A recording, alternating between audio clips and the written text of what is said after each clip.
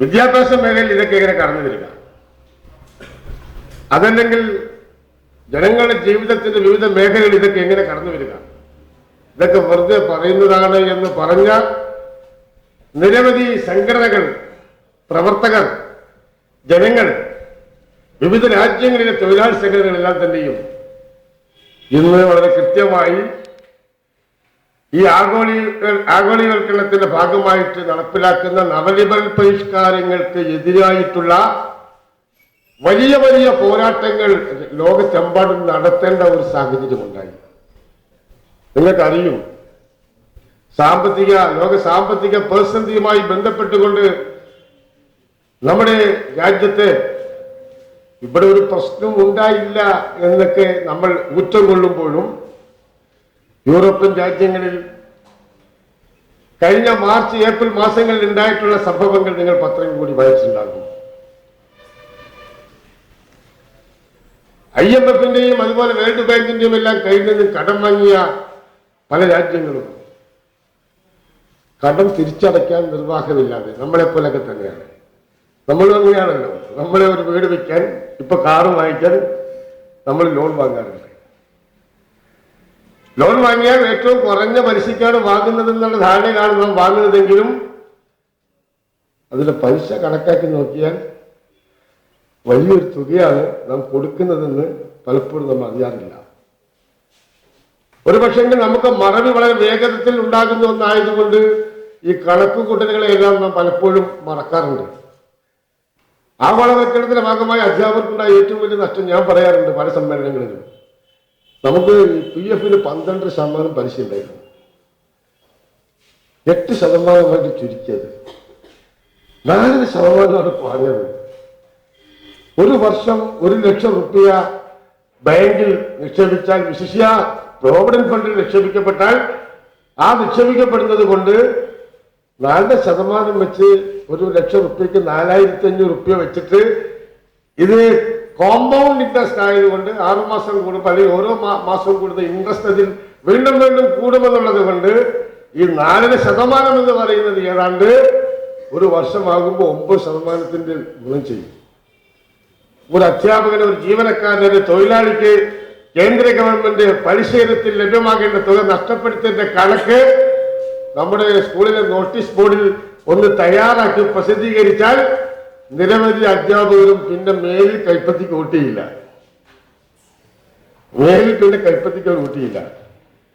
പക്ഷെ ഇത് നമ്മൾ ഇത്തിരി മെനക്കെട്ട പണിയാണ്. ഇത് നമ്മൾ ചെയ്യാൻ നമ്മൾ അത്ര കണ്ട് അങ്ങോട്ട് പഠിക്കാൻ നമ്മൾ തയ്യാറാകുന്നില്ല. എന്താ ഇപ്പൊ ലോകത്ത് നടക്കുന്നത്?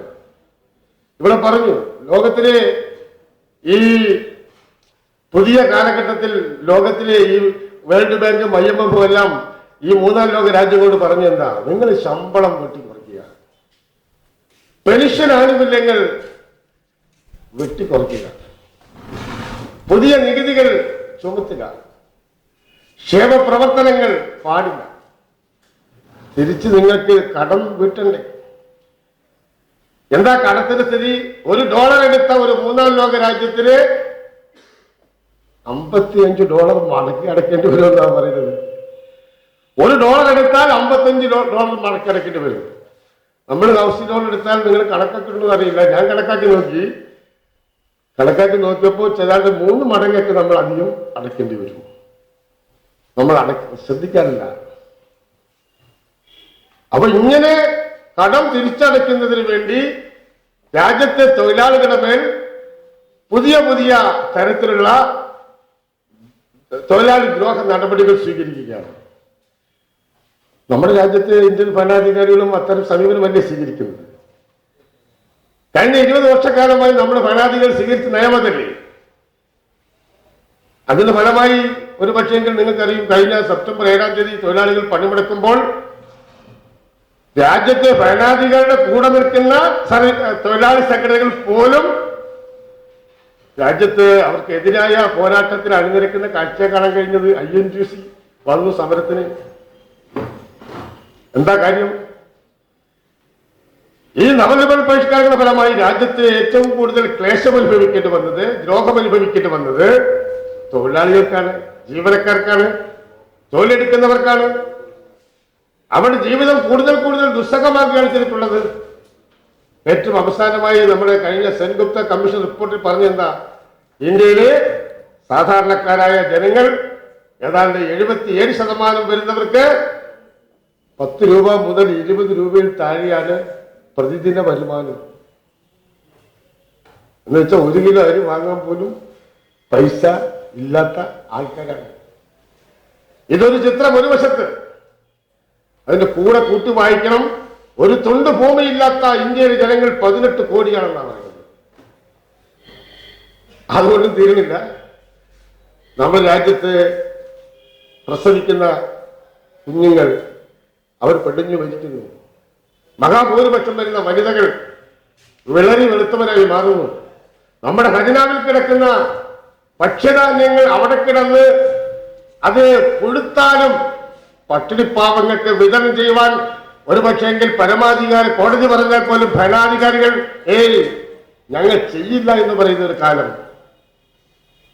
മാത്രമാണോ? നവജീവന പരിഷ്കാരങ്ങളുടെ ഭാഗമായി വിലക്കയറ്റം എങ്ങനെയാ നമ്മളെയൊക്കെ കഴിഞ്ഞ കുറെ നാളുകളായി ബാധിച്ചുകൊണ്ടിരിക്കുന്നത്? ഇപ്പൊ വിലക്കയറ്റം എന്ന് പറയുന്നതിനെ കുറിച്ച് നമുക്ക് പറയുമ്പോൾ ഒരു എന്താ, അത് സാധാരണ ഇങ്ങനെ നടക്കുന്ന ഒരു കാര്യമാണ്. പെട്രോളും ഡീസലും വില വർദ്ധിക്കുന്നതിനെ സംബന്ധിച്ച് നമ്മൾ എത്ര ക്യാമ്പയിൻ നടത്തിയവരാണ്.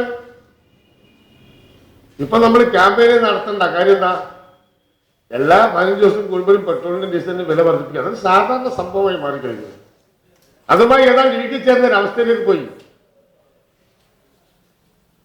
ഇന്നലെ വരെ നമ്മുടെ രാജ്യത്ത് പെട്രോളിയം ഉൽപ്പന്നങ്ങളുടെ വില നിയന്ത്രിച്ചിരുന്ന കേന്ദ്ര ഗവൺമെന്റ് ആ അധികാരം രാജ്യത്തെ കുത്തകൾക്ക്, കോർപ്പറേറ്റുകൾക്ക് കൈമാറി കഴിഞ്ഞു. ഇപ്പൊ 15 ദിവസം കൂടുമ്പം 15 പൈസ, 25 പൈസ, 39 പൈസ, 52 പൈസ ഇങ്ങനെ കൂട്ടുകയാണ്. 1 കിലോ അരിക്ക് ഇപ്പോൾ ഇങ്ങനെ പോയാൽ 150 രൂപയാകുമെന്ന് പറഞ്ഞാൽ നമുക്ക് വിശ്വസിക്കാൻ പ്രയാസം ഉണ്ടാകും. 1 കിലോ അരി വാങ്ങണമെങ്കിൽ ഇനി 150 രൂപ കൊടുക്കേണ്ടി വരും എന്ന് പറഞ്ഞാൽ അവിശ്വസിക്കാൻ പ്രയാസമായിട്ട് നിങ്ങൾക്ക് തോന്നിയേക്കാം. ഇതാണ് വിലക്കയറ്റം. ഏതാണ്ട് വാണം പോലെയെന്നോ റോക്കറ്റ് വേഗത്തിലെന്നോ ഒന്നും പറഞ്ഞാൽ കഴിയാത്ത അത്ര വേഗത്തിലേക്ക് വിലക്കയറ്റം ഈ ഇന്ത്യ രാജ്യത്ത് വളർന്നു വരുമ്പോൾ നമ്മുടെ ഭരണാധികാരികൾ എടുക്കുന്ന സമീപനം എന്താ? കമ്പോളത്തിൽ ഞങ്ങൾ ഇടപെടില്ല. കമ്പോളത്തിൽ ഇടപെടുക എന്ന് പറയുന്നത് ഭരണാധികാരിയുടെ കടമയല്ല. കമ്പോളത്തിൽ ഇടപെടുക എന്നുള്ളത് കമ്പോളത്തിലുള്ളവർ തന്നെ ഇടപെട്ടാൽ മതി എന്ന് പറഞ്ഞുകൊണ്ട് മാറി നിൽക്കുന്ന ഒരു സമീപനം സ്വീകരിക്കുന്നു. മാത്രമാണോ രാജ്യത്തെ ഇത്തരത്തിൽ പുതിയ ഒരു കാലഘട്ടത്തിൽ രാജ്യത്ത് ഈ പുതിയ മൂലധനം, ഫിനാൻസ് മൂലധനത്തിന്റെ കടന്നുവരവ്, അത് വളരെ ശ്രദ്ധേയമായ ഒന്നാണ്. ഞാൻ നീട്ടി അത് കാര്യത്തിൽ സംസാരിക്കാൻ ആഗ്രഹിക്കുന്നില്ല. ചുരുക്കിയ വാക്കുകൾ ഞാൻ പറയാം.